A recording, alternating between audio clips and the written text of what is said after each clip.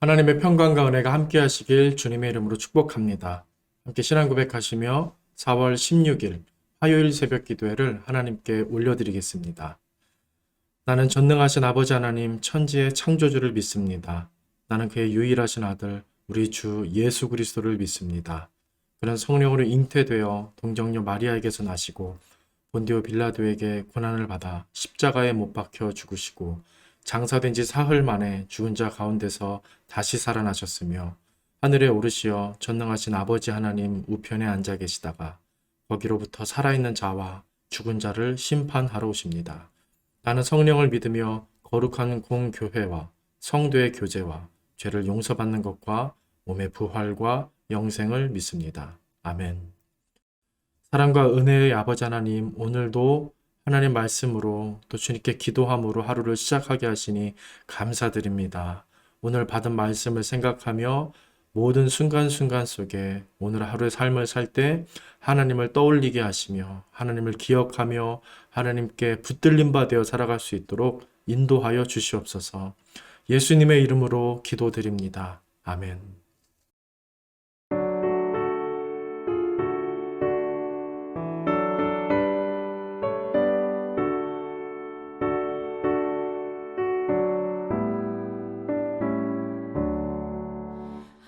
아름다운 모양 천국 바라보며 새 노래 함께 부르세 무궁한 세월이 거기 흘러갈 때 고난 풍파가 일지 않네 고난 풍파가 일지 않네 무궁한 세월이 거기 흘러갈 때 고난 풍파가 일지 않네 맑은 수정 같은 아름다운 모양 나 꿈속에서 그리니 눈앞에 나타나 아름다운 도서 찬란한 그 모습 보이네 찬란한 그 모습 보이네 눈앞에 보이는 아름다운 도서 찬란한 그 모습 보이네 우리들을 위해 예비하신 대집 주 예수께서 계신 곳 왕의 왕 되신 주 우리 슬며려간 손에 들고서 기다리네 손에 들고서 기다리네 왕의 왕 되신 주 우리 슬며려간 손에 들고서 기다리네 모든 슬픈 고통 벗어버린 후에 나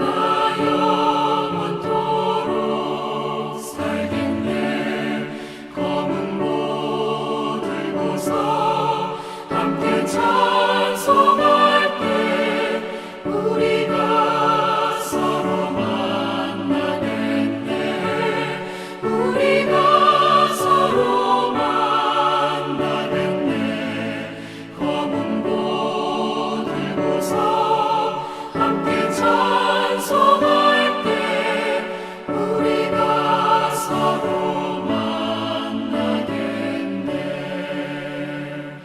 아멘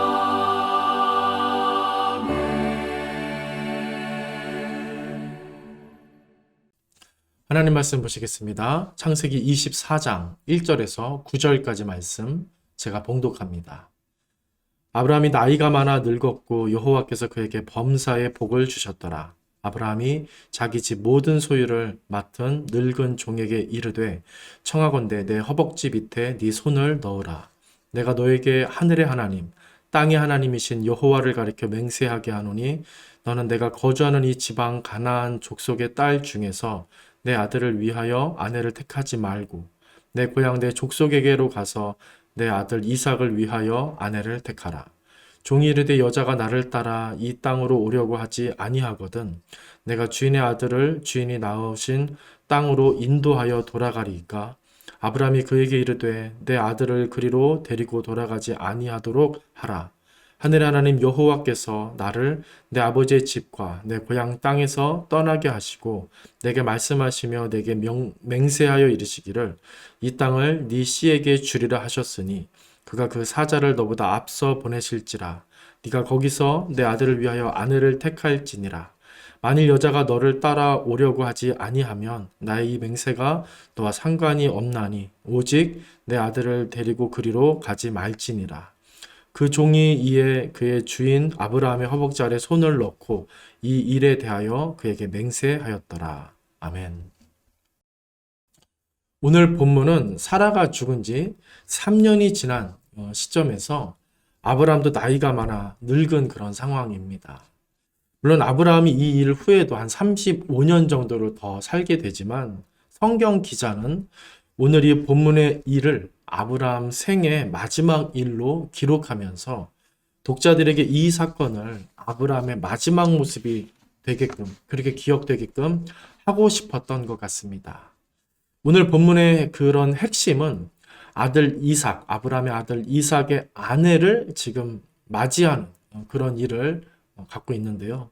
이 아브라함이 살고 있는 가나안 땅, 해쪽 속의 사람이 아니라 원래 살았던 고향 땅에 그곳에서 아직까지 살고 있었던 자신의 그 같은 족속 사람을 며느리로 이삭의 아내로 데려오라고 종에게 말하는 그런 내용이 오늘 본문의 핵심이 되겠습니다.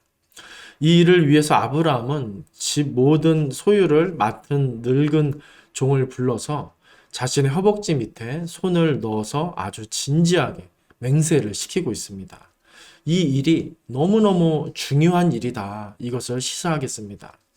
그리고 특별히 허벅지 밑에 손을 넣게 한 것은 자신의 후손과 관련이 있기 때문에 이렇게 행동하지 않았을까 생각이 됩니다. 그렇게 아브라함은 오랫동안 함께 살며 또 함께 늙어진 이 신뢰하는 종에게 자신의 인생에서 참 중요한 마지막 일이 될 며느리를 드리는 이 일을 맡기고 있는 것입니다.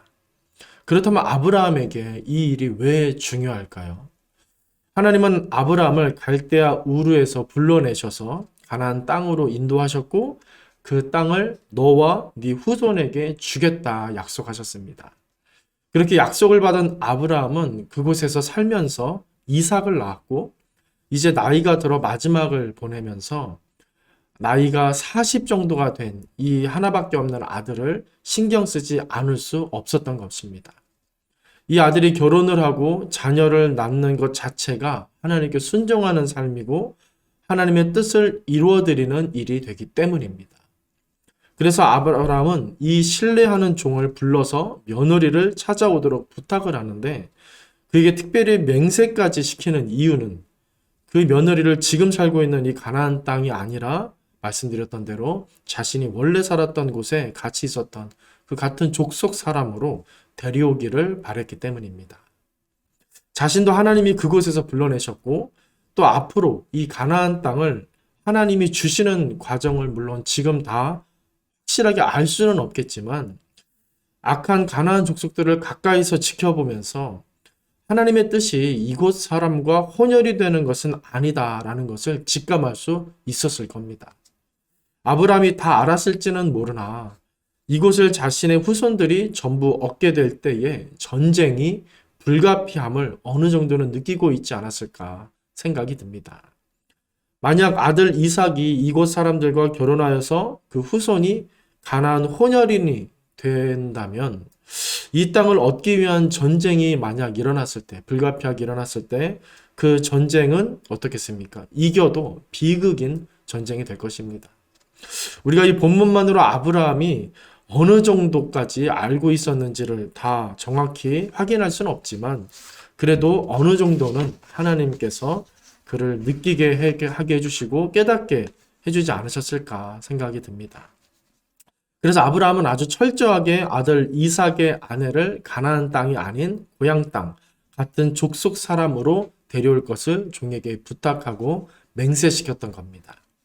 그리고 그 과정에서 혹시 모를 이를 대비하여서 이 종이 그렇게 말을 하죠. 만약 적임자를 만났음에도 좋은 아내감을 만났음에도 남편감 내가 얼굴도 못 보고 그래서 따라가기가 좀 어렵다. 그 긴 여정 갈 수 없다라고 한다면 당신의 아들 이삭을 내가 데리고 그 고향 땅으로 가서 아내감을 찾아도 되겠냐. 그렇게 물어봅니다.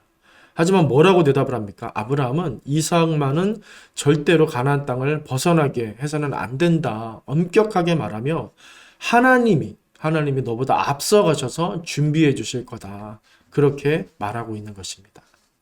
아브라함이 믿음이 약할 때는 하나님을 기다리지 못하고 여기저기 기웃기웃거리며 불신의 모습, 흔들리는 모습을 자주 보여주었었지만 이삭을 얻은 뒤에는 어떻습니까? 전혀 흔들림 없는 모습을 갖고 있습니다.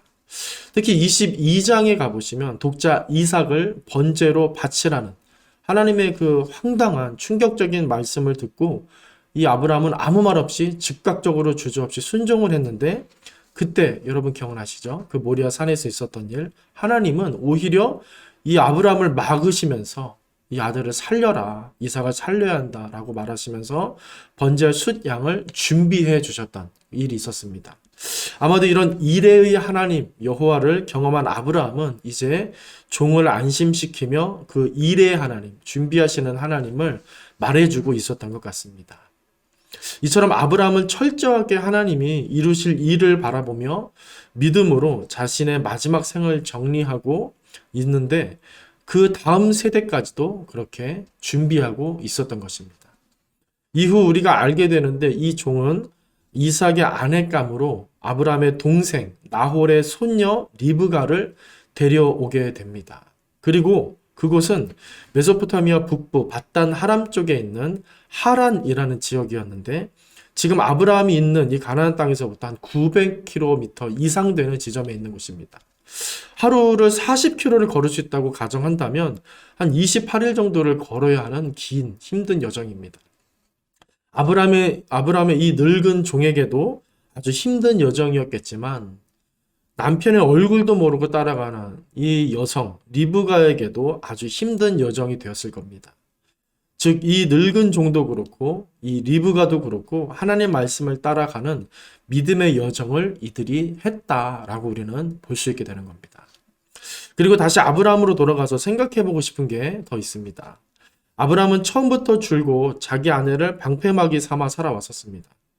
그런 비겁한 인간이었습니다. 하나님의 약속을 여러 차례 믿지 못하고 후손으로 다메섹 사람 엘리에셀이나 아니면 하갈에게서 얻은 이스마엘로 하라고 하나님한테 투정을 부리기도 했습니다.